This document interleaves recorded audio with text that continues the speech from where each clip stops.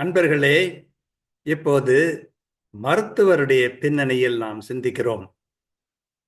மருத்துவர் மக்களுக்கு மிக முக்கியமான ஒருவர். அவருடைய சிகிச்சை மிக முக்கியமான ஒன்று. அப்படிப்பட்ட சூழ்நிலையிலே மருத்துவர் தம்மை ஆராய்ந்து கொள்வது நல்லது. நீர் மனிதாபிமானத்தோடு சிகிச்சை அளிப்பவரா? நீர் எந்திர கதியிலே சிகிச்சையை தருபவரா?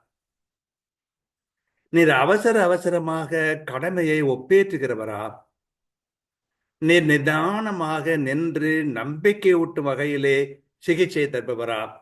இதை சிந்தித்து பார்த்து சீர்தூக்கி பார்ப்பது, தன்னை சீர்திருத்திக் கொள்வது நல்லது.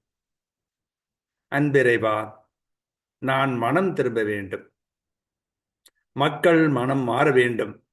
அதன் மூலம் உலகில் தீமை மறைய வேண்டும், நன்மை நிறைய வேண்டும். ஆமென்.